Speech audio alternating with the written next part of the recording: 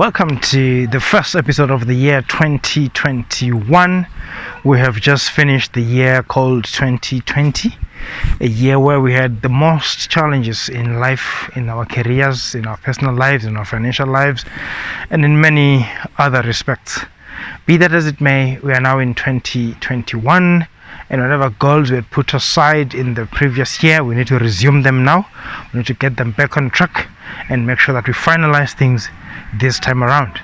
You could be working towards your private pilot license, you could be working towards your commercial pilot license, or you could also be working towards your ATPL, your airline transportation pilot license. Whatever it is that you're working towards, we begin this new year, we need to see that we add a new approach to the way we're doing things, a new form of energy to the way we're doing things. So we need to ensure that we do things with finality this time around.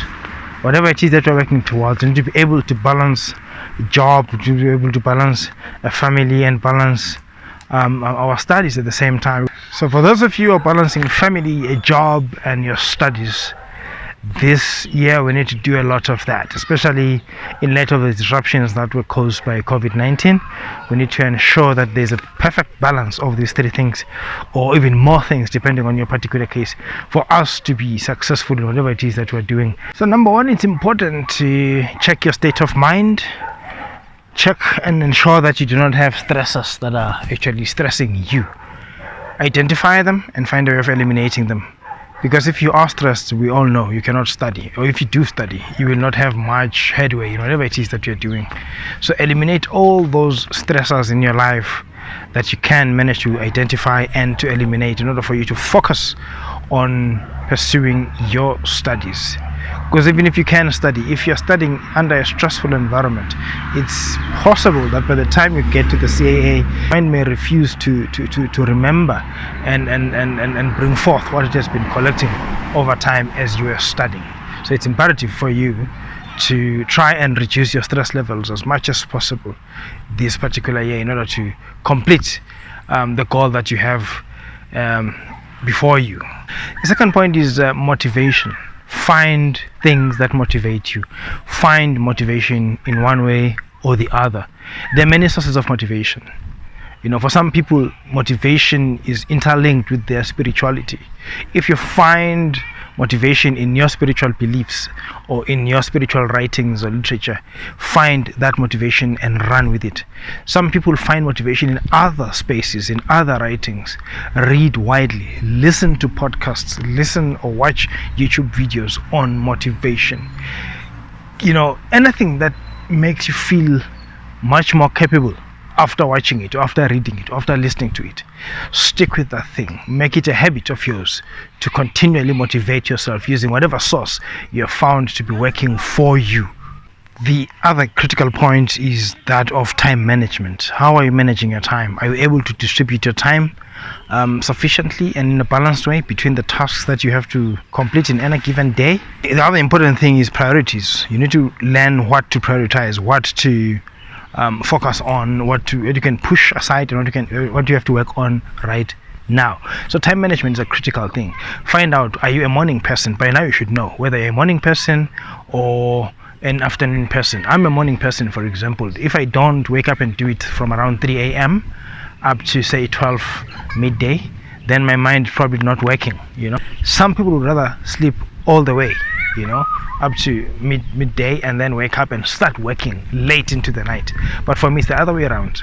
I need to go to bed around about 10 o'clock in the night, and 3 o'clock, 4 o'clock in the morning, I need to be up and working up until say midnight. So find out what works for you. Don't run with what everyone else is doing. We are not made the same. We are different. Some people work better in the morning, others work better in the afternoons. So do what works for you. The environment in which you work also is imperative. This park that I'm shooting from today, I sometimes use it to study. It's quiet. It's just children playing in the background, and you can hear the birds chirping in the trees, and it's so quiet. Because of that, I'm able to absorb as much as I can. So find a working space for you, a space that is favorable to your study needs. For instance, if you're going to be studying in bed, that from the moment you were a child, your brain was programmed that the moment you get into bed, it must shut down. So whatever you try and do, your brain will shut down if you're studying in bed. Be careful of such things. Choose the proper studying area, and if you do so and do it consistently this year, you shall reach your goal. The next critical thing is consistency. You need to be consistent in whatever it is that you're doing. If you're studying towards your ATPL or studying towards your CPL, you need to be consistent. Push every day the same way. Do not prioritize sleep. Sleep is not your priority right now. What's a priority is finishing the goal at hand. Remember that questions change. CAAs are in the habit of changing questions now and again. So if you're consistent in what you're doing and you're pushing towards the time limit that you've set for yourself, by the time they change the syllabus, by the time they introduce new questions that may eventually trip you, you'll be gone, you'll be done, you'll be finished with that particular module. So be consistent, be time bound, and be focused on the goal you've set for yourself, the deadline that you've set for yourself. Make sure that you meet that deadline before the CAA thinks of changing that particular question or set of questions. The next critical point is the materials you use to study. What materials are you relying on for your studies? Is it your notes that you take from your school? Is it books that are available online? Is it questions from question banks? Whatever it is that you are using, make sure that you have as broad a range of sources as possible, because at some point it becomes impossible to know where the CAA sources its information from, where they source their questions from, because there are modules where you can read the book, a particular book, from cover to cover and still go to your CAA and fail. So it's important for you to read your notes, the ones that you take from your flying school, and to read books that you've obtained online or from other pilot shops, and also to subscribe to these question banks. There are so many of them out there. Subscribe to ones that other fellow aviators have talked about positively. Subscribe to those and practice those questions as much as you can. In that way, you'll then be ready to go and face the questions at the CAA. And we know that these questions, some of them are free online, some of them are subscription based. Now you need to try and combine your sources, try and spread your sources across. Use both those that are paid for and those that are free, because both of them are important. You will realize once you sit for the exam that both these types of questions are important. Read them through every day. Practice every day. Practice. Areas where you don't necessarily understand the concept, make sure that you look for the formula, you look for the concept and understand the how, rather than just cramming the question. Because if for any reason you find that CAA has taken the question as is but then tweaked the figures a little bit, and if you have crammed, you will not know what the answer is, because your crammed answer will not be there amongst those selectable answers. So know the formula behind every question, know the theory, know the concepts behind every question, so that if there's any slight change when you get to CAA, you can still tackle that particular question without a problem. The next consideration is when you book your exams, particularly in the South African context, there's a possibility that you can book two exams in the same day, because the CAA you'll write at 8:30, you'll write at 11, you'll write at 1 o'clock. So you could book one at 8:30 in the morning and book a different module for 1 o'clock in the same day. Now the advantage there is that if you pass both, then obviously you'll feel like a hero because you've passed two modules in one day. But then again, if you fail both, the devastation that you will go through is huge, because you would have a double failure on the same day.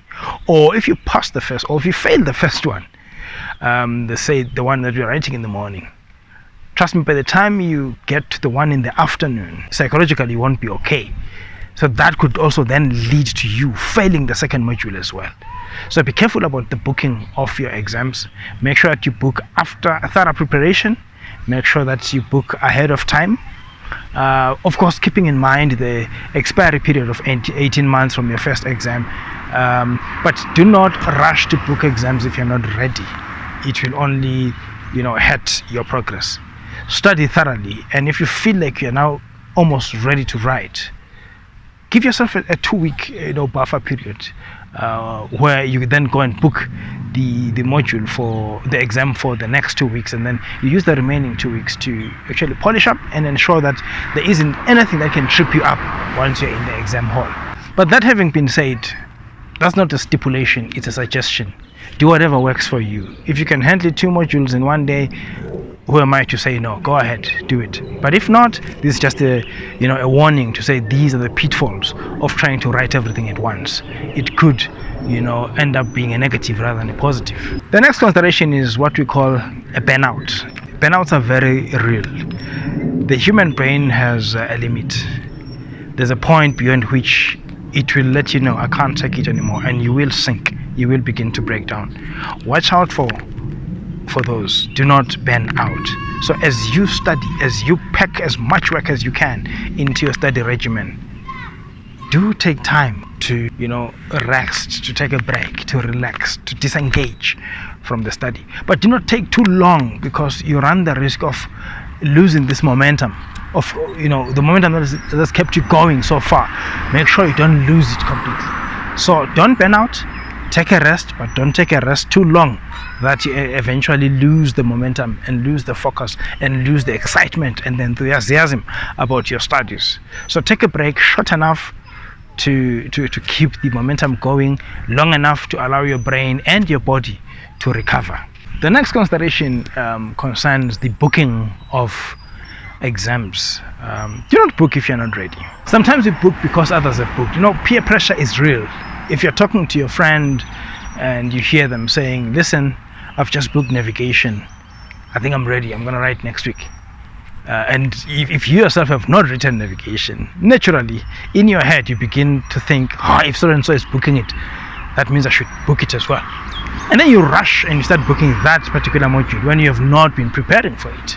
So be careful about your booking patterns and your reasons for booking. Do not book simply because you are bowing down to peer pressure. Book because you have dealt with the module yourself, you've done the question banks, and you think you are now nearing that part of being ready. And then you can book the exam and go and nail it, because otherwise it will show you flames. And if you happen to book for a module because you bona fide believe that you're going to be ready, but as the time approaches, you realize, I am not ready for this module, it's okay to postpone the module, rather than to go there and mess up your transcript by failing that particular module. So write to CA in time and say, listen, can I have a future date, because this one definitely is not working for me. It's allowed. You can do that. Do not overburden yourself just because you've made the booking already. Sometimes we book because we think we have 7 weeks in between the booking and the current time.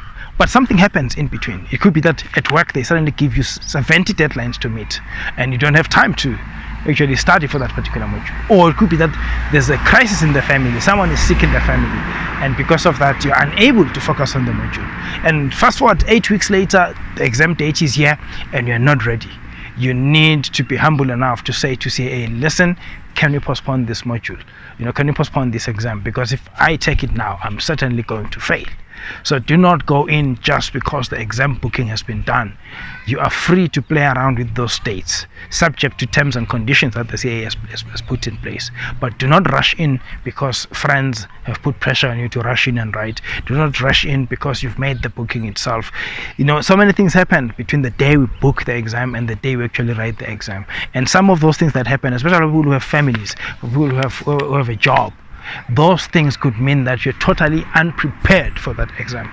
Do not rush into such an exam.